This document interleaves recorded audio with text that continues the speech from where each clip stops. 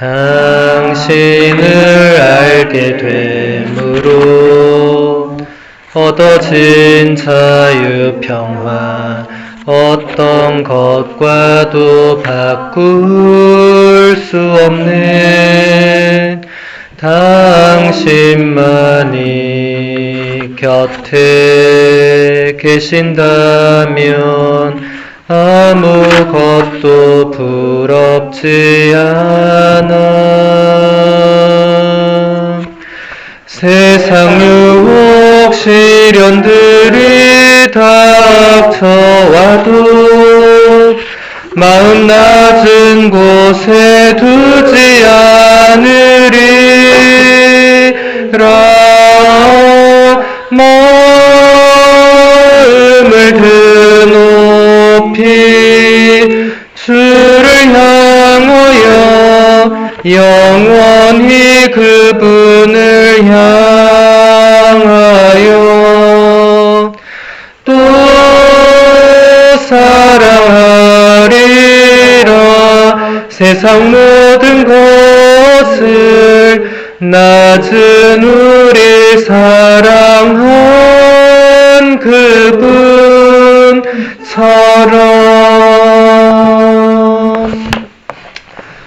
네, 오늘 피정 둘째 날 강의는 아빌라의 데데레사 성녀의 영혼의 성, 우리 삼수생은 아마 지난번에도 조금 들었을 건데 예수의 성녀 데레사라고도 불리는 아빌라의 데데레사 성녀는 여러분들에게 그 아무것도 너를 이라는 성가로 잘 알려져 있죠. 네. 아무것도 너를 하는 거, 이 성가책이 없어서 안 불렀어요. 이 성가책의 한계는 20년 전의 노래들 밖에 없기 때문에 그래서 최근 성가는 없습니다. 아무것도 너를이라는 건 이제 아빌라의 데레사 성녀가 쓰신 그 여러 시가 중에 그 9편에 나오는 아주 아름다운 시가죠.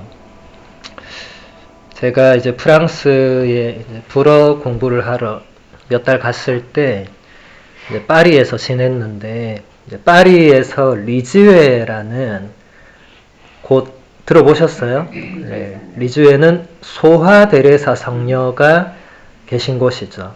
데데레사 성녀는 아빌라, 스페인 아빌라고 소화 데레사 성녀는 아빌라의 데레사 성녀 이름을 그대로 따신 분이죠. 그래서 구분하려고 데데레사, 소화, 작은 꽃의 데레사 이렇게 부르는 건데 지금도 리즈에 가면 소아데레사 성녀의 생가, 소아데레사 성녀 대성전, 소아데레사 성녀의 부모님 집 뭐 다 있어요. 뭐 대부분 성지들이 비슷하게 조성을 하니까.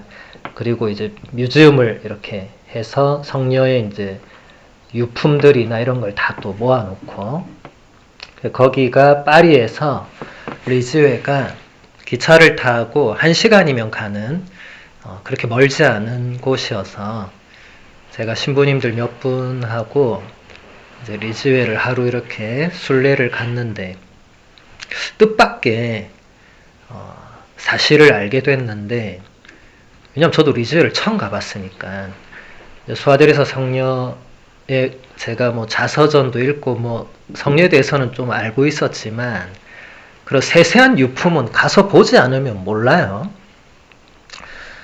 그래서 제가 그 뮤지엄을 가는데 마침 제가 그때 불어를 배우고 있을 때잖아요.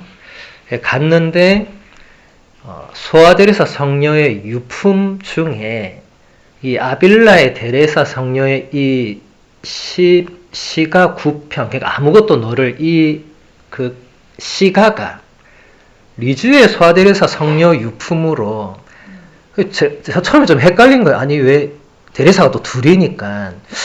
그래서 유심히 불어를 이제 왜냐면 불어를 공부를 해야 되잖아요. 다 불어로 적혀 있으니까 유심히 읽어보니까 소아데레사 성녀의 성물도에 이제 소아데레사 성녀가 임종하실 때 썼던 마지막 성물도에 그 책갈피에 아빌라의 데데레사 성녀의 시가가 있었던 거예요. 불어를 못 읽는 사람은 그 대레사가 그 대레사로 읽었겠죠. 저도 처음에는 이게 다른 대레사인데 유심히 보니까 소아 대레사 성녀가 성물도를 바칠 때마다 아빌라의 대레사의 그 아무것도 너를 그것을 기도를 하셨다는 거예요. 그러니까 또 이게 새롭게 와닿더라고요. 또 그걸 또 그러니까 아빌라의 대레사 성녀의 그 시가를 이 한쪽 벽면에 불어로 엄청 크게 또 써놓은 거예요. 전 또 불어 공부를 하고 있으니까 너무 잘 된 거예요. 이제 첫 줄부터 이제 불어 공부도 할 겸 이렇게 쭉 이렇게 불어로 이렇게. 그 내용은 똑같아요. 아무것도 너를 슬프게 하지 말고, 아무것도 너를 혼란케 하지 말고, 모든 것은 다 지나가고. 내용은 똑같으니까 이렇게 보니까 알겠더라고요. 근데 되게 이렇게 그것을 소아데레사 성녀가 매일 성물도 바칠 때 아빌라의 대데레사 성녀의 그 시가를 기도했다는 건 전 처음 알았거든요. 그러니까 참 뜻깊게 와닿더라고요. 그래서 제가 우리 신자들에게도 강의를 할 때 어떤 성인 성녀들이 만들어 놓은 좋은 기도문이 있으면 본인이 또 마음에 드는 기도가 있다면 그걸 매일 꾸준히 바쳐라. 대부분 성인 성녀들이 그렇게 했기 때문에 저도 신학교에서 10년 동안 하루도 빠지지 않고 그 아시시 프란치스코 성인의 평화를 구하는 기도를 매일 미사 후에 10년을 바쳤어요. 주님 저를 당신의 도구로 써주소서 하는 미움이 있는 곳에 사랑을, 다툼이 있는 곳에 용서를, 분열이 있는 곳에 일치를, 이 기도를 10년을 바쳤어요. 10년 정도 바치면 본인께 됩니다. 그래서 여러분, 그러니까 리즈의 소아데레사 성녀도 수도 생활을 9년 하셨으니까 최소 9년은 아빌라의 데레사 성녀의 아무것도 너를 이걸 바친 거잖아요. 본인 걸로 만들어낸 거죠.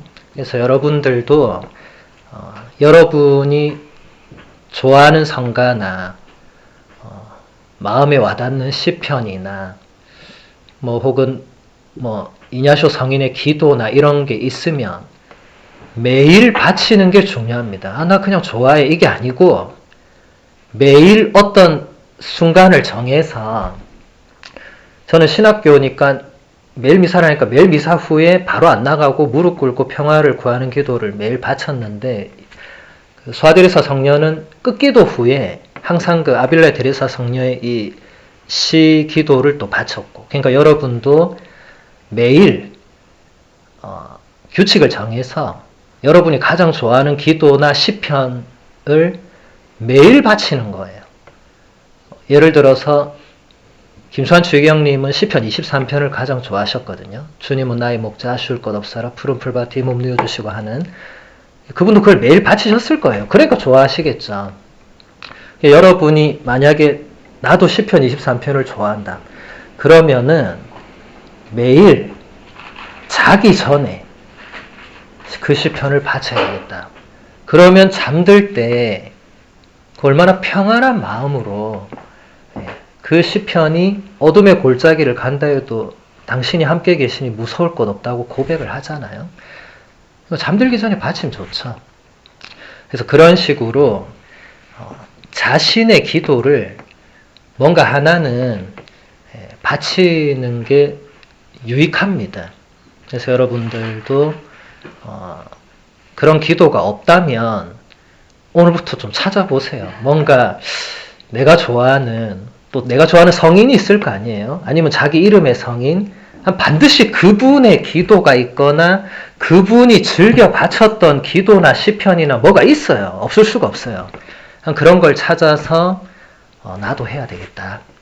네, 그렇게 성인 성녀들을 닮아가는 겁니다.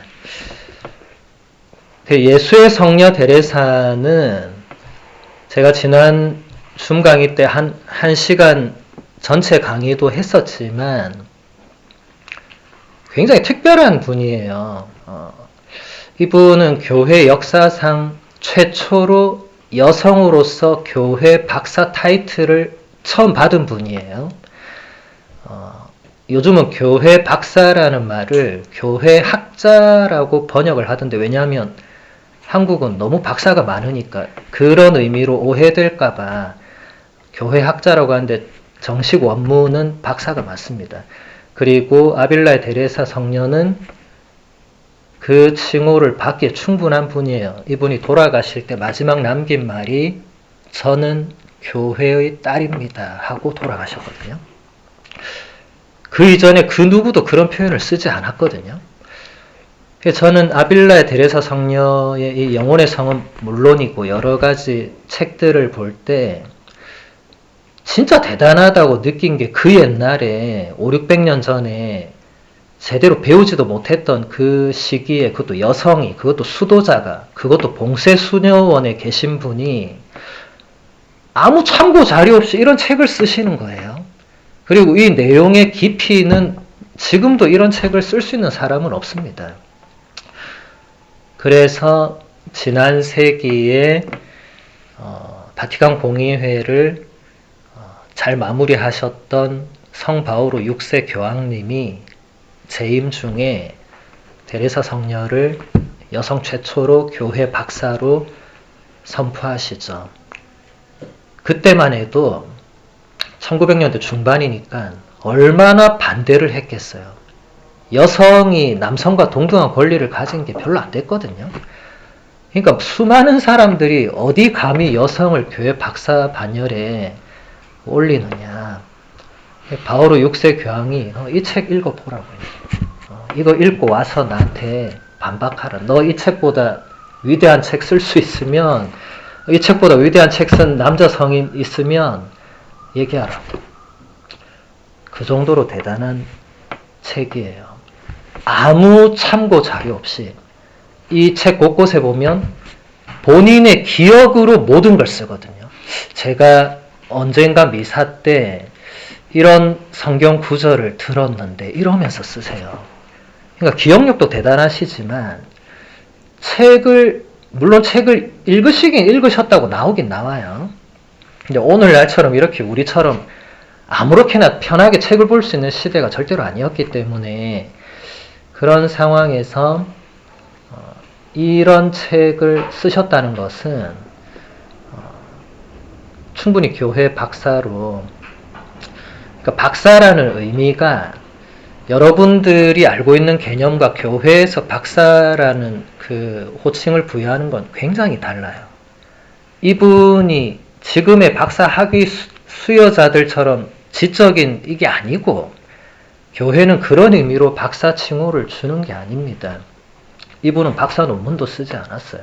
그런 의미가 아니라 교회라는 이 신비체를 얼마나 이해하고 있는가.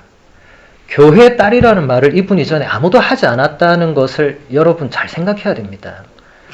교회를 알아야 교회 딸이란 말을 쓸 수 있어요. 여러분 중에 그 누구도 내가 교회 딸이구나 이렇게 자인식하고 있는 분은 아마 없을 거예요. 교회를 알아야 내가 교회 딸인지 아닌지 뭔지를 알 수가 있지. 내가 우리 어머니의 딸이라고는 다 알고 있지만 성모님의 딸까지는 어느 정도 그래도 그렇게 생각하는 분이 있을지 모르겠지만 내가 교회의 딸이구나. 누가 그런 생각을 하겠어요? 가르쳐 주지도 않았는데. 근데 이분은 본인이 교회의 딸이라는 것을 언젠가부터 그 정체성을 인지하고 나신 후부터는 돌아가실 때까지 그렇게 사신 거예요. 그래서 이런 책도 본인이 쓰고 싶어 쓴 게 아니고 장상이 시키거든요. 본인은 굉장히 못마땅해 했습니다. 왜 그런 어려운 일을 본인한테 시키는지 하면서 곳곳에 그런 말이 나와요. 내가 이런 거 쓸 능력도 안 되고 자격도 안 되고 나 아무것도 모르고 이 전문적인 강사 신부님들이 와서 강의 듣는 거 그것 좀 뭐 내가 주워 들어서 아는, 나한테 지금 우리 원장 수녀님이 뭘 쓰라고 시켜가지고 내가 참 당혹스럽다 이런 말을 곳곳에 남깁니다. 일부러 그렇게 하는 게 아니고 순수하신 거죠. 본인은 지적으로는 내가 아는 게 없다고. 그런데 본인이 기도와 관상 중에 체험을 하면서 이분이 이 영혼의 성이 이제 7 궁방까지 묘사가 돼 있어요.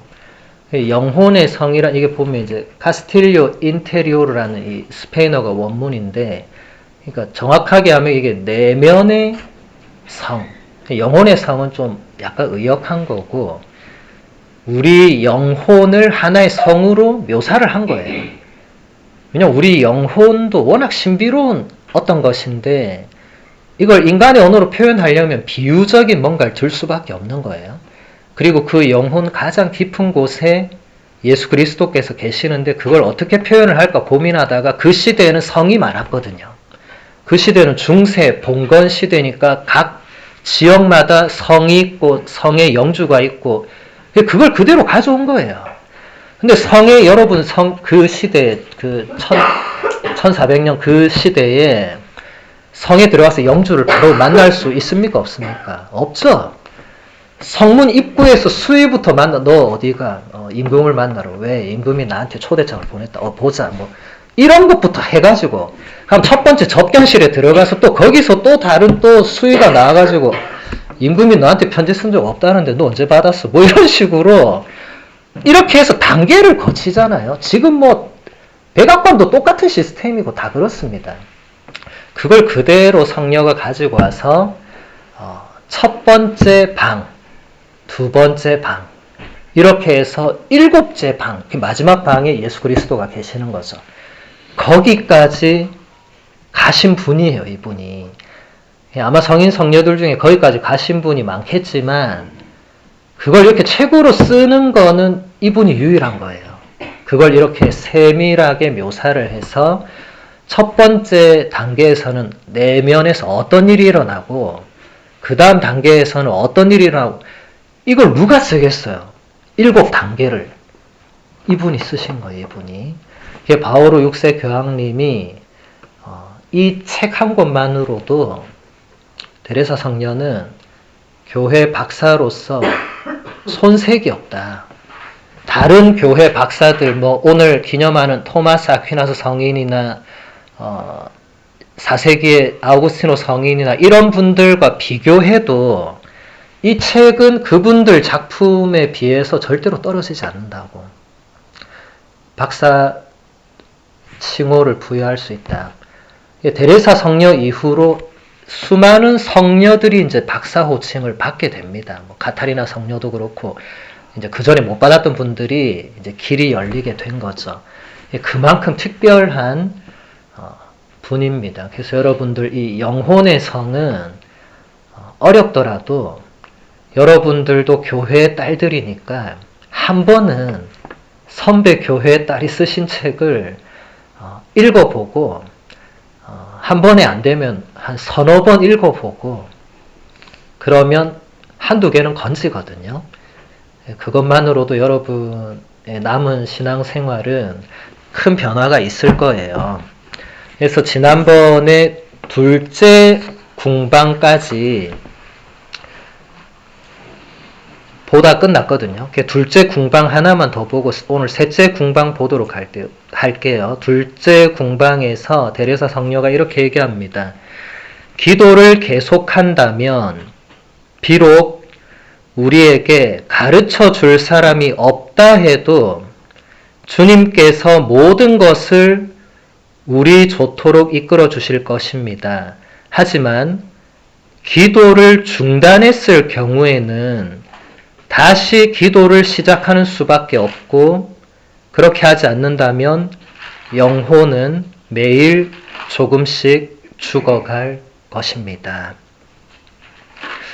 그 시대 상황을 여러분들이 좀 이해를 하셔야 돼요. 오늘날처럼 유튜브만 탁 들어가면은 온갖 좋은 강사들의 신앙 강좌가 탁 널려있는 오늘날과 달리 그 시대에는 일단 유튜브가 없었잖아요. 좋은 강사분이 봉쇄수녀원에 오셔야만 그 가르침 하나를 겨우 들을 수 있었던 상황에서 수녀님들이 어떻게 영적 진보를 하느냐고 물었겠죠.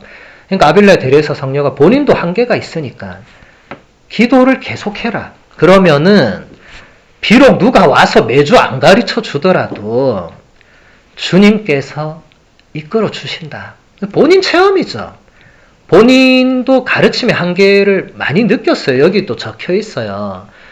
매주 좋은 강사가 오실 수 없고 어쩌다 한 번씩 오셔가지고 가르침을 주셨기 때문에 그 쉬운 일이 아니었어요.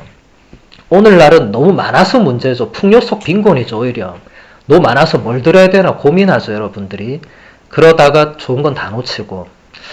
근데 여기 그 다음 포인트가 더 중요합니다. 기도를 중단했을 경우에는 방법이 다시 시작하는 수밖에 없는데 그마저도 안 하면 영혼은 매일 조금씩 죽어간다. 이게 둘째 단계에서 발생하는 일이다. 아마 많은 신자분들이 이 정도에 머물러 있을 거예요. 기도하다가 어느 날 또 안 하다가 어느 날 또 하다가 어느 날 되면 또 안 하다가 나는 왜 이럴까 고민하다가 또 옆에 보니까 쟤 나보다 더 안 하네 그러면서 위안을 삼다가 그러고 살 거예요. 데레사 성녀 시절에도 많은 수녀님들이 그랬다는 거예요. 이 두 번째 단계쯤에서 머물러 있었다는 거예요. 더 나아가려면 기도를 계속하는 수밖에 없다. 그래서 제가 아까 좋아하는 기도 하나를 정하면 매일 바쳐라고. 매일. 그러면 누가 그 기도에 대해서 설명 안 해도 매일 바치다 보면 깨달음이 와요. 아, 이 기도가 이런 말이구나. 이런 의미구나. 성령께서 그렇게 인도해 주신다는 거예요. 이제 셋째 궁방을 보도록 할게요. 성령은 이렇게 말합니다. 한 가지 주의할 점이 있습니다. 여러분이 비록 수도회에 살고 성모님을 모셨다고 할 망정 그렇다고 해서 안전한 것은 아닙니다. 다윗은 대성인이었습니다. 솔로몬이 어떠했는지도 여러분은 잘 알고 있습니다. 은둔 생활과 고행을 대수롭게 생각하지 마십시오. 항상 하느님의 일에만 골몰하고 끊임없이 기도에 열중하고 세상 일을 멀리하며 세상의 것이 다 싫어진 듯 보인다고 해서 안심하지 마십시오. 자, 셋째 단계에 들어선 영혼들이 안심하다가 나락에 떨어진다는 거예요.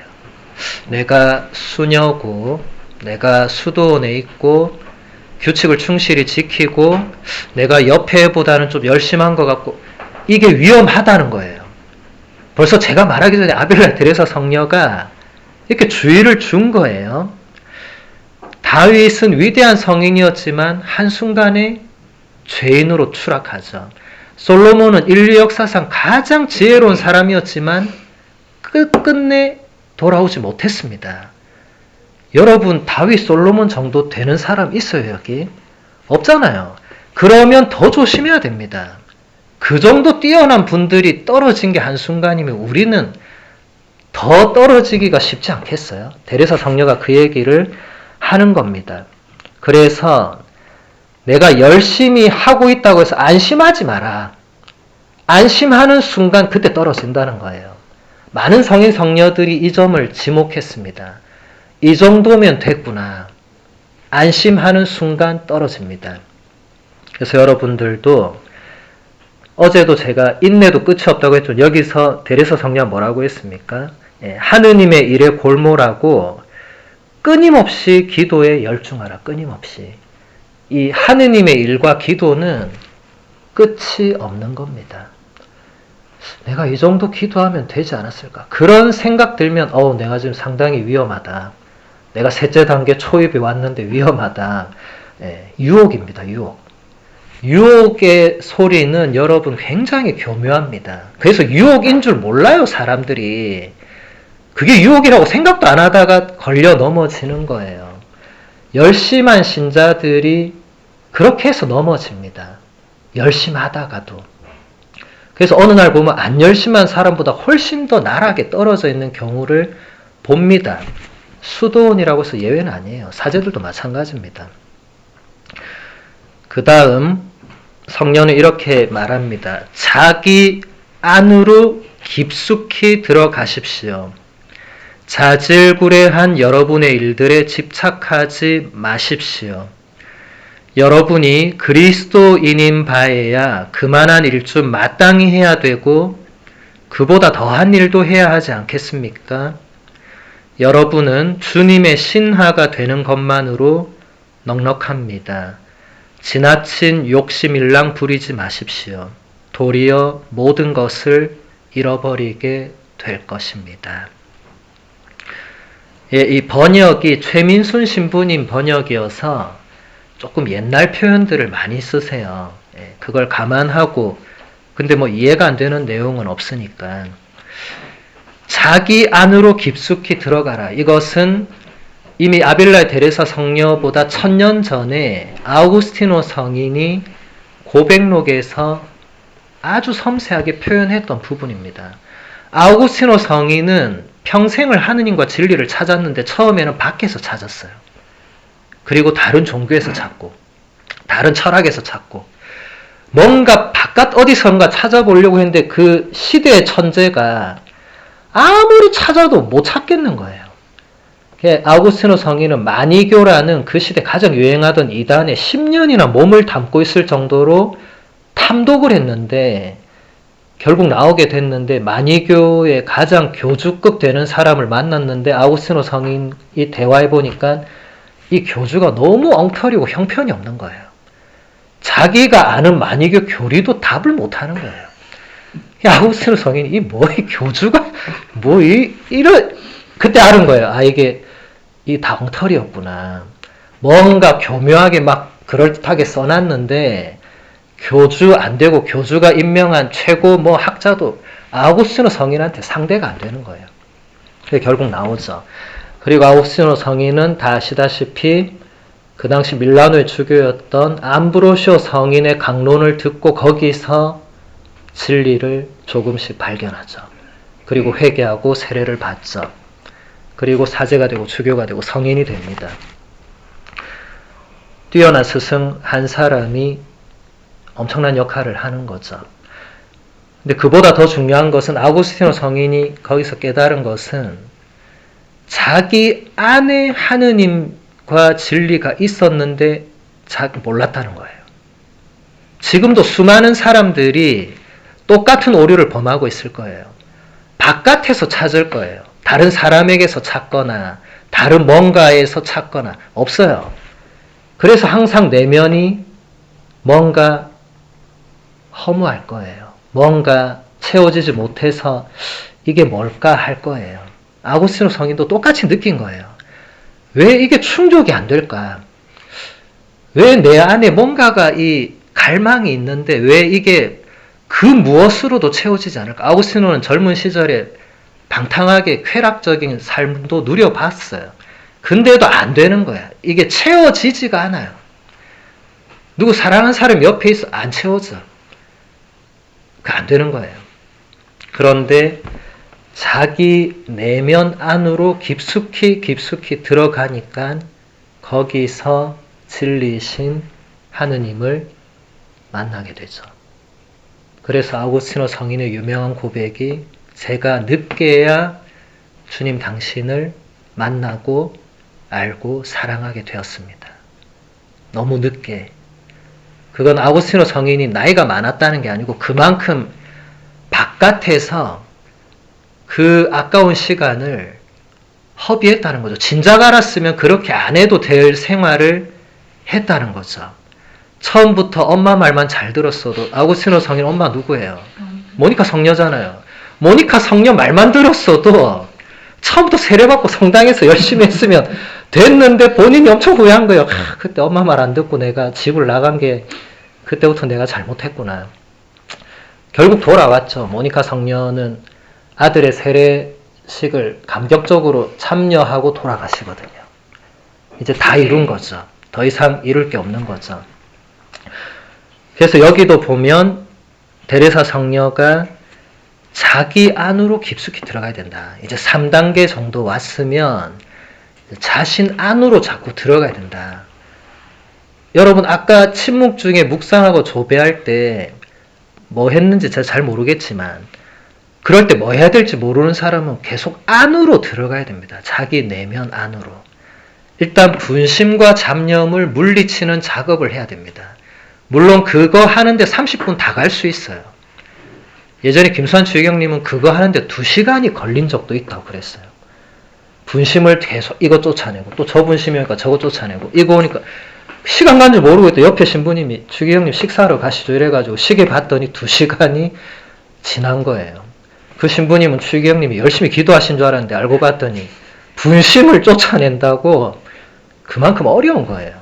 뛰어난 성인 성녀들도 일단 분심을 쫓아내는 이게 사람이라면 누구나 어려운 거예요. 제가 자주 피정 때 인용하는 카를로 카레토 수사님도 그 사막에서의 편지 책에 보면 가장 어려운 기도는 성체조배라고 그 기도의 전문가도 얘기합니다.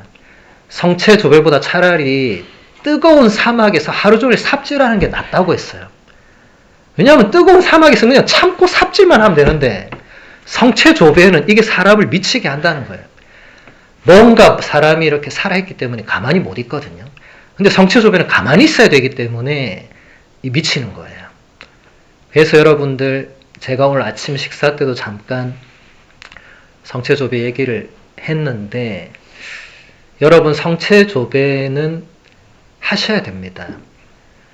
성체 앞에 고요히 머무르는 시간을 일주일에 한 번이라도 가지셔야, 왜냐하면 성체 앞보다 여러분이 고요히 머무를 수 있는 그보다 좋은 장소는 세상에 없어요.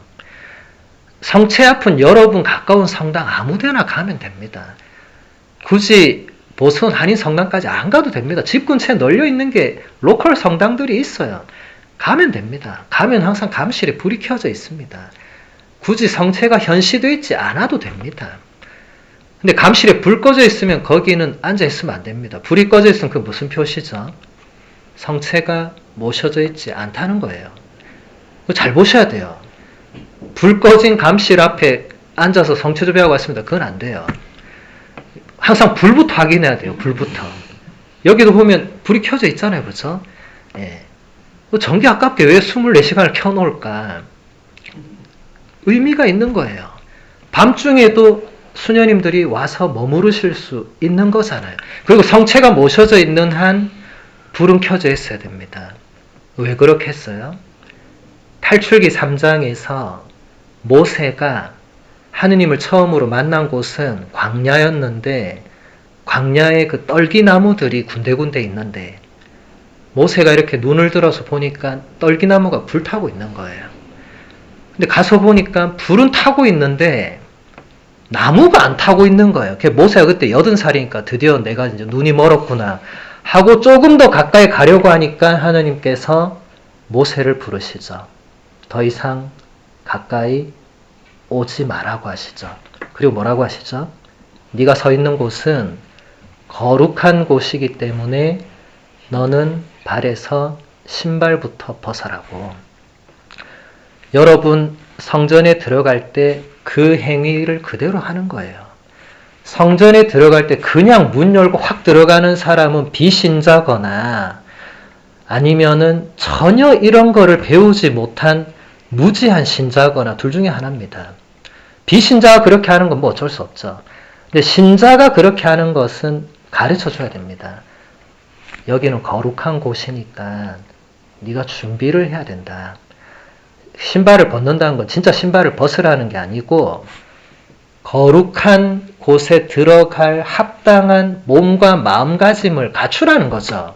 그래서 여러분 그 유럽이나 미국의 대성당에 보면 복장부터 규제하잖아요. 미사도 아닌데 대성당에 짧은 치마 못 들어갑니다. 맨발 못 들어가면 슬리퍼 이런 거 못 들어가요. 바티칸에서 그래서 바티칸 앞에서 그 젊은 여성들이 막 이렇게 두르고 난리를 칩니다. 그 들어가 보려고. 거룩한 곳이라는 거예요.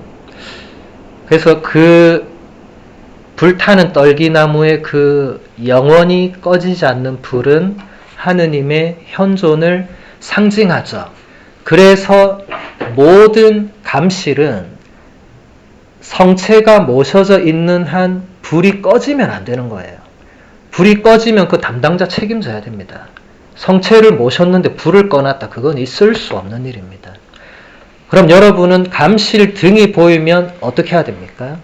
미국 사람도 어떻게 해요? 바로 무릎을 꿇잖아요.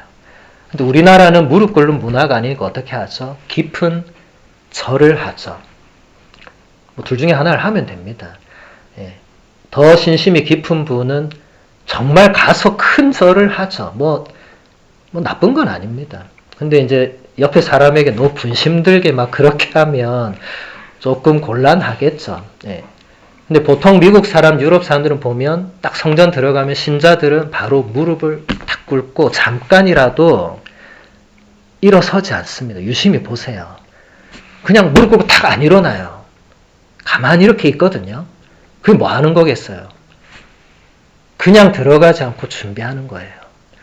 여러분, 성전을 그냥 들어가는 것은 대단히 몰상식한 행위입니다. 앞으로 여러분 성전문을 그냥 열고 덥석, 그건 안 돼요. 들어가기 전에 문고리 잡고 잠깐 생각해야 됩니다. 주님, 제가 들어가기에 합당한 삶을 살았는지. 합당한 삶을 못 살았겠죠. 그러니까 가자마자 무릎 꿇을 수밖에 없는 거 아니에요? 예. 그게 우리의 하느님을 경외하는, 하느님을 공경하는 이제 마음이죠. 그래서 여러분, 감실 앞에 가서 머물러 있을 때, 이제 두 번째 질문은 그럼 이제 뭐 해야 되냐? 카를로 카레토 수사님은 가만히 있어라. 그렇게 하거든요. 예. 왜냐하면 가만히 있어야 자기 안으로 들어가게 되지, 자꾸 뭐 하게 되면 바깥으로 나옵니다. 여러분, 기도할 때는 능동적이기보다 수동적이 돼야 됩니다.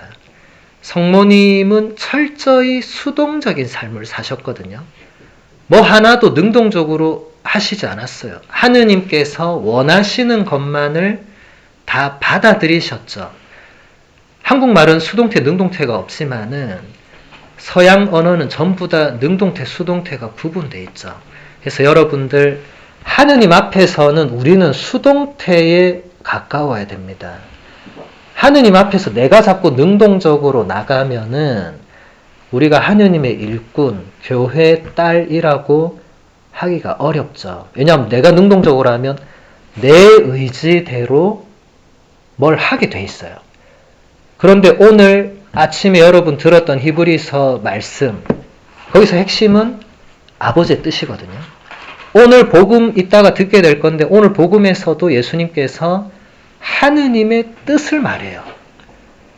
하느님의 뜻을 이루기 위해서는 나는 수동태가 돼야 됩니다. 그래야 하느님의 뜻이 내 안에 들어와서 내가 그 뜻을 수행하는 도구가 되죠. 능동태가 되면 내 뜻을 이루려고 할 겁니다. 그리고 기도도 내 뜻을 이루어 달라고 청할 거예요. 하느님한테. 근데 참된 기도는 하느님의 뜻이 나를 통해서 혹은 우리를 통해서 이루어지게 해달라고, 우리 주님의 기도 매일 바칠 때 하잖아요. 아버지의 뜻이 하늘에서와 같이 땅에서도 이루어지소서 할 때 땅은 우리입니다. 우리 각자예요. 이 기도대로 살아야 됩니다. 그리고 자질구레한 일들에 집착하지 마라. 이것도 굉장히 중요한 거예요. 여러분 생각 이상으로 자질구레한 일에 집착 많이 할 거예요. 여러분도 모르게. 데레사 성녀가 보기에 그 시대의 신자들과 동료 수녀님들도 그랬던 거예요. 그래서 그러지 마라. 좋지 않다. 왜냐하면 여러분이 그리스도인이라면 그만한 일쯤은 마땅히 해야 되고 그보다 더한 일도 해야 된다. 그 뒷말은 뭐겠어요? 불평하지 마라. 네가 그리스도인이면 예수님의 십자가를 진다고 결심했으면 힘든 일 닥쳐도 그거 해야지. 근데 동료 수님들이 보니까 쟤는 나보다 덜 힘든 거고 쟤는 맨날 보니까 편안한 거고 나는 맨날 설거지하고 불평하겠죠. 데레사 성녀가 그러지 마라. 네가 그리스도인이면 설거지보다 더한 것도, 오늘 문 치우는 것도 네가 하루 종일 치우라 해도 네가 치워야지. 왜 저 수녀는 왜 안 치우면? 쟤는 다른 일도 하고, 그 수녀님이 허리가 아플 수도 있는 거고 뭐 이유가 있을 거 아니에요. 장상이 다 보고 시킬 거 아니에요. 근데 꼭 보면은 그 불만을 가지는 분들이 계시고, 뭐 저도 거기서 자유로운 사람은 아닙니다만은 불만을 참 인간인 이상 안 가질 수는 없죠. 저도 주교님께서 로마에 가라고 했을 때 주교님 앞에서 불만이 여기까지 올라왔지만 차마 말은 못하고 3년 내내 불만을 품고 있었지만 뒤돌아보니까 참 부끄러운 시절이었어요. 그 뒤의 시간은 굉장히 주교님께 감사했기 때문에 미국도 마찬가지예요. 처음에 가라고 할 때는 또 내가 왜 갑니까? 이게 여기까지 올라왔지만 지금은 이게 다 하느님 뜻이 있었구나라고 받아들이게 됩니다. 그래서 참 이 불평, 불만이 참이 좋지 않은 건데 우리가 참 우리도 모르게 습관처럼 아무렇지 않게 이게 참 무서운 것 같아요. 근데 아빌라 데레사 성녀 시절에도 그랬던 것 같아요. 이 책을 읽어보면. 그래서 그 불평하지 말라는 내용들이 곳곳에 나옵니다. 동료 수녀님들에게. 왜냐하면 모두가 똑같은 소임을 받을 수가 없어요. 그 작은 수녀원 안에도 소임이 다 달라요. 그러니까 각자에게 주어진 일이 달라요. 불만이 생기는 거예요. 제가 캘커타에 신학생 때 한 달 동안 가서 성녀 마더 데레사 수녀원에서 봉사를 한 적이 있었는데 우리는 맨날 굳은 일만 하고 보니까 미국 애들, 서양 애들은 맨날 안에서 놀고 있는 거예요. 그래서 야 바꾸자 이래가지고 한번 바꿨거든요. 바꿔보니까 5분 있다가 우리가 도로 나왔어요. 우린 영어가 안 되니까 안에 살 말이 없는 거예요. 안에 가면 그분들하고 계속 얘기를 해야 되는데 5분 만에 우리는 바꿨어요. 다시 우리는 나와서 삽질하고 빨래하고 역시 우리는 이게 체질에 맞아 설거지하고 더러운 거 치우고 막 그랬거든요. 그때 제가 이게 다 각자 몫이 있구나. 불평할 게 아니었구나. 알아서 다 돌아가는구나. 그래서 여러분들도 불평을 줄이는 게 좋습니다. 그리고 지나친 욕심을 부리지 마라. 모든 것을 잃게 된다. 이거는 뭐 굳이 아빌라 데레사 성녀 인용하지 않더라도 우리 사자성어에도 과유불급 이런 말도 있죠. 그죠? 예. 과한 것은 모자란 것만도 못하다. 여러분 과식해보면 바로 알잖아요. 내가 조금만 덜 먹었어도 괜찮을 건데 후회하잖아요. 소화제 먹고 후회하고 토하면서 후회하고. 예. 근데 그런 게 비단 먹는 일뿐만 아니라 신앙생활에도 그런 일이 생긴다는 거예요. 특히 열심한 신자들이 열심하다 보니까 이게 주체가 안 되는 거예요. 내가 이것도 하고 저것도 하고 저것도 하고 다 하는 거예요.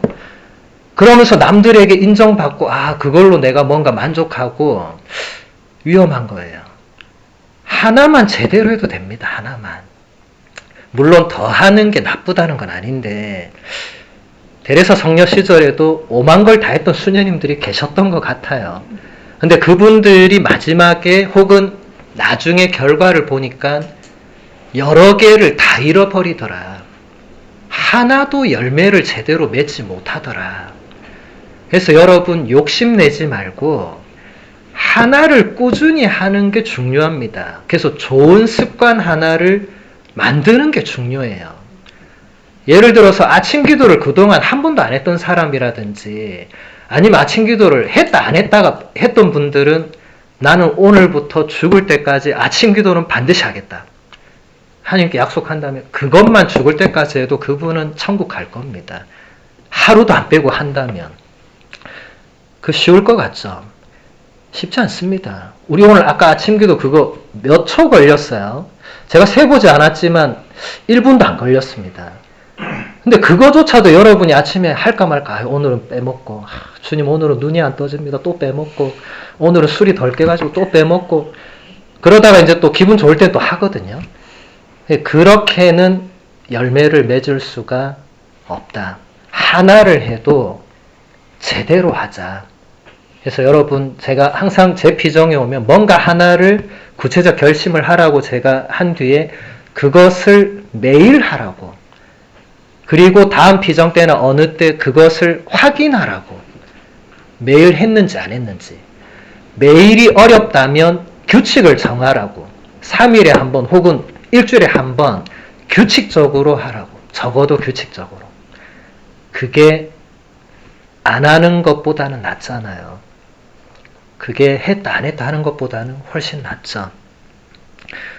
그 다음 본문 보면 성녀가 이렇게 얘기합니다. 대자대비하신 하느님, 우리를 위하여 몸소 죽음을 당하시고 우리를 무에서 창조해 주시고 우리의 존재를 이어주시는 그 하느님을 위하여 도대체 우리가 무엇을 할 수 있다는 말입니까? 우리는 새삼스럽게 무슨 은혜나 호강을 더 바랄 것 없이 도리어 우리를 섬기신 것으로 보아서 그분께 빚진 1,000,000,000이라도 갚는 것만을 다행으로 알아야 할 것이 아닙니까? 우리를 섬기신다는 그 말이 마음에 들지 않습니다만 사실 주님께서 이 세상에 계실 때 하신 모든 일은 섬기시는 일밖에 없었습니다.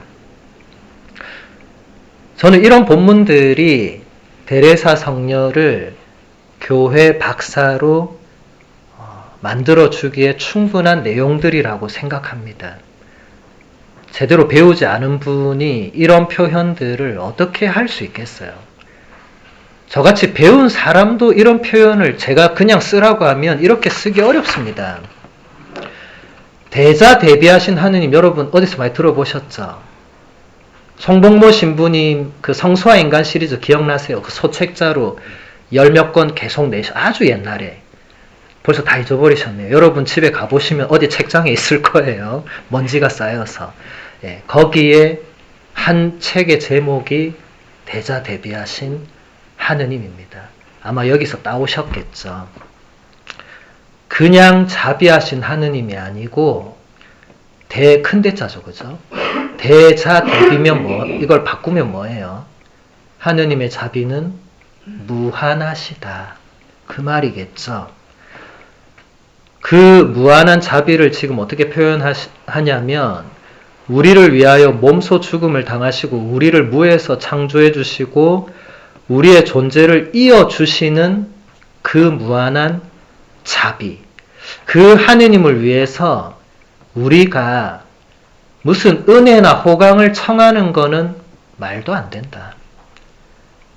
반성해야 됩니다. 데레사 성녀는 우리가 지금 하느님한테 받은 것만으로도 갚아야지 뭘 자꾸 청하냐고 지금 얘기하는 거예요. 여러분 이런 생각을 가져본 적이 있습니까? 아유, 나는 이제 더 이상 청하고 갚아야 되겠다. 이런 생각으로 지금 신앙생활하고 계신 분 계세요? 아마 없을 겁니다. 지금 데레사 성녀가 얘기하잖아요. 1,000,000,000이라도 갚아라. 여러분 1,000,000,000이면 받은 게 많이고 내가 갚는 건 1이란 소리예요. 아마 데레사 성녀는 이보다 더 크게 생각했을 건데 더 큰 숫자를 쓰는 것보다는 만이라는 숫자는 최상급을 표현하거든요. 그러니까 우리가 하느님께 받은 것은 모든 것이고 우리가 하느님께 갚아드리는 것은 극히 일부분인 거예요. 그러니까 우리가 기도를 드리고 지금 미사를 드리고 피정을 하고 여러분들이 하느님을 위해서 교회를 위해서 뭔가 희생을 하고 봉사를 하고 이거는 갚아드리는 것이 뭘 공로를 쌓는 게 아니라는 거예요. 근데 여러분 이런 생각의 전환은 놀라운 겁니다. 데레사 성녀 시대에는 공로 쌓아서 천국 간다는 개념이 강했거든요. 저한테 중강의 배운 분들은 그 펠라지오 이단을 떠올려 보시면 그게 굉장히 오랫동안 심지어 지금도 많은 신자들의 마음속에 자리 잡은 게 공로 쌓아 천국 간다는 이게 있어요. 옛날 신자들도 마찬가지고. 근데 아빌라의 데레사 성녀는 그것을 완전히 뒤집는 거예요. 우리가 내세울 공로는 아무것도 없다. 바오로 사도가 뭐라고 했습니까? 내가 복음 선포를 이렇게 열심히 해서 내가 하나님께 받는 상은 아무것도 없다. 나에게는 복음과 예수 그리스도가 유일한 상이다. 나는 그것만 있으면 된다.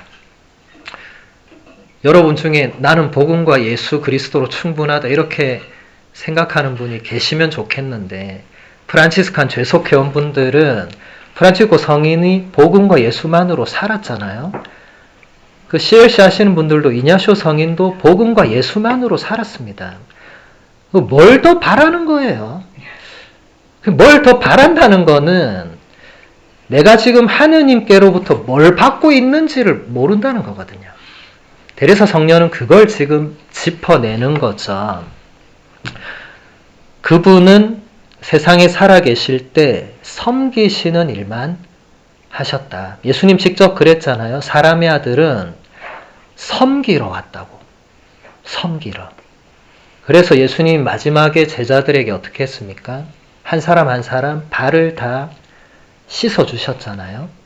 그러면서 뭐라고 하셨죠? 내가 이렇게 한 거는 본을 보여준 거다.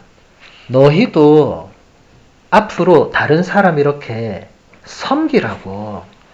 섬기는 사람이 참으로 내 제자가 된다고. 다른 사람 위에 군림하려고 하지 말고 다른 사람들을 어떻게든 섬기라고. 그게 하나님 뜻입니다. 그게 봉사자에게는 첫 번째 자세입니다. 여러분, 섬긴다는 표현을 허투루 들으시면 안 돼요. 예수님이 섬기러 왔으면 우리는 모두 다 섬기는 사람이 되어야 됩니다. 사제와 수도자만 섬기는 사람이 아니고 모든 그리스도인은 섬기는 사람이 되어야 됩니다. 남들 위에 혹은 남들보다 낫다 이런 생각은 절대로 우리에게 있어서는 안 되고, 우리는 무조건 섬기려고, 어떻게든 섬기려고. 그게 복음을 추구하는 사람의 자세입니다. 그 다음 성녀는 이렇게 얘기합니다. 하느님께서는 당신께서 뽑으신 사람들이 스스로의 비참함을 느끼게 하시는 일이 종종 있어서 더도 말고 잠시 당신의 도우심을 거두시는 것입니다. 그러시자마자 우리는 자신이 어떠하다는 것을 당장 알게 됩니다. 인간은 이러한 시험으로 자기의 결함을 똑똑히 볼 수 있기 때문에 즉시 스스로를 알게 됩니다. 그뿐만 아니라 때로는 자기가 슬퍼하게 되는 그 원인보다도 애를 써야 별 수 없이 이 세상의 것들, 대단하지도 않은 것들에 마음이 슬퍼지는 자신을 보고 더욱 쓰라리게 생각되는 수가 있습니다. 저는 이것을 하느님의 크신 자비로 봅니다. 물론 결점임에는 틀림없지만 겸손을 위해서는 얻는 바가 더 큰 것입니다. 굉장히 깊이 있는 내용입니다. 여러분들이 세례를 받고 신앙생활을 열심히 하면 어느 순간 자신이 얼마나 하찮고 비참한지를 깨닫는 그런 순간이 온다는 거예요. 성인 성녀들은 예외 없이 이 과정을 겪었거든요. 본인이 얼마나 비참한가. 여러분, 구약 성경에 보면 하느님께서 구더기 같은 이스라엘 이런 표현을 쓰거든요. 벌레 같은 야곱.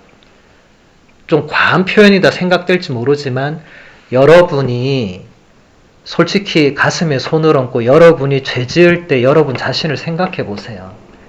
구더기란 표현도 그보다 나을 수 있어요.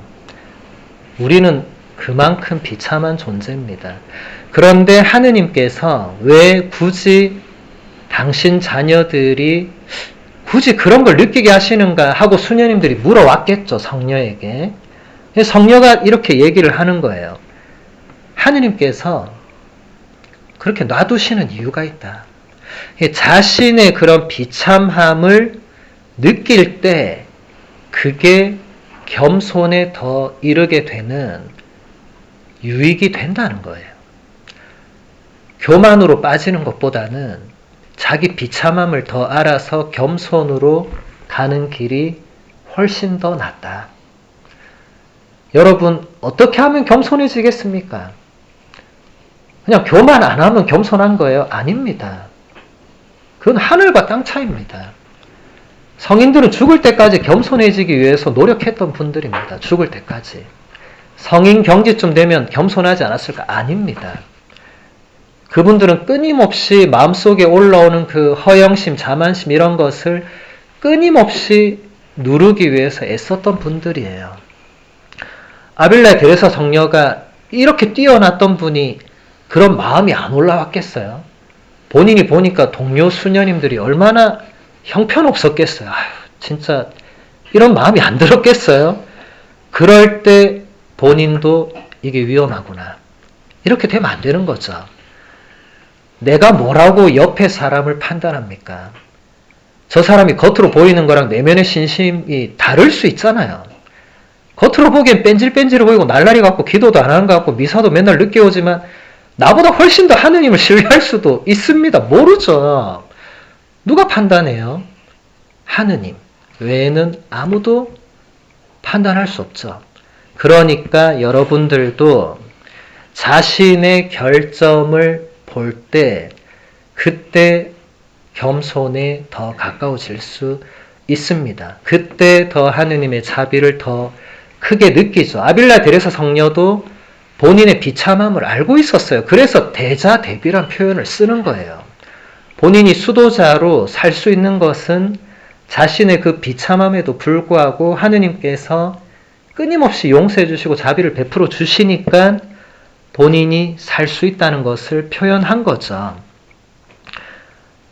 하나만 더 보겠습니다. 제발 내 말을 믿어 주십시오. 문제는 수도복을 입었느냐 입지 않았느냐에 있지 않고 힘써 덕을 닦는 데 있습니다.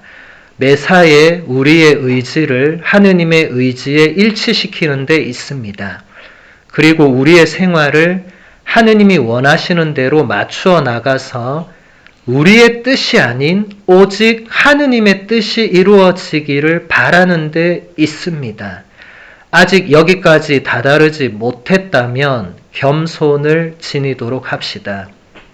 이것이야말로 우리의 상처를 낫게 하는 고약입니다.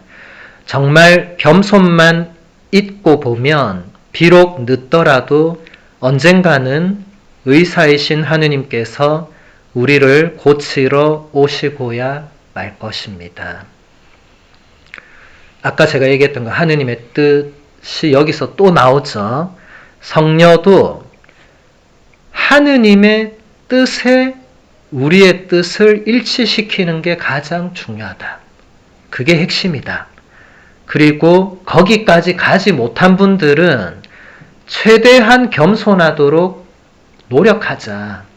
그게 우리의 상처를 낫게 하는 가장 좋은 치료제가 되고 겸손을 유지한 영혼은 하느님께서 언젠가는 그 비참함을 바꿔주실 거라고.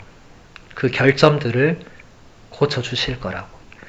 그래서 여러분, 제가 자주 강의 때 말씀드리지만 자기 자신에게 너무 실망하는 것은 좋지 않아요. 자기 자신의 결점을 깊이 들여다본 사람이 내가 정말 이렇게 하찮은 존재구나 깨닫는 것까진 좋은데 거기에 또 너무 실망하는 경우들이 간혹 있더라고요. 그러면 앞으로 못 나갑니다. 그렇게 되면 안 됩니다. 자기 결점을 아는 것으로 족하지 거기서 제가 어제 얘기한 좌절, 낙심, 낭망, 절망 이런 쪽으로 가면 안 되고 하느님의 자비로 눈길을 돌려야 되죠. 예수님은 가늠하다 붙잡힌 여인도 아무 말 없이 용서해 주시는 분입니다. 우리도 그 여인이라고 생각할 때 예수님 우리에게 똑같이 하실 거예요. 근데 겸손해야 됩니다. 예수님은 교만한 사람들에게는 가차 없었거든요. 바리사이들이나 자기 잘났다고 자랑했던 사람들은 가차 없었어요. 그래서 여러분들 겸손을 지니는 것 이것은 인간적인 노력으로만 되는 건 아니니까 끊임없이 미사와 기도 중에 청해야 되는 은총이죠. 그래서 오늘 피정 이후로 여러분들이 뭔가 청할 때 하느님의 뜻이 이루어지도록 청하고 그 다음 겸손을 청하고 그 다음에 좀 인간적으로 필요한 걸 청하고, 그렇게 순서를 좀 자기 거를 맨 뒤로 늦추고 오늘 배운 것들을 1, 2번으로 끌어올릴 수만 있다면 다음 달에 오시면 많이 달라져 있을 거예요. 네. 근데 그거 안 한 분들은 다음 달에 오면 또 똑같을 거예요. 사수, 오수해도 똑같습니다. 네.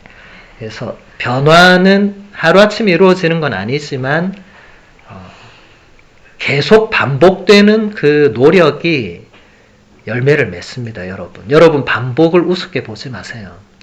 뛰어난 성인 성녀들은 아무것도 몰랐더라도 반복함으로써 깨달은 경우가 정말 많았거든요. 몰라도 됩니다.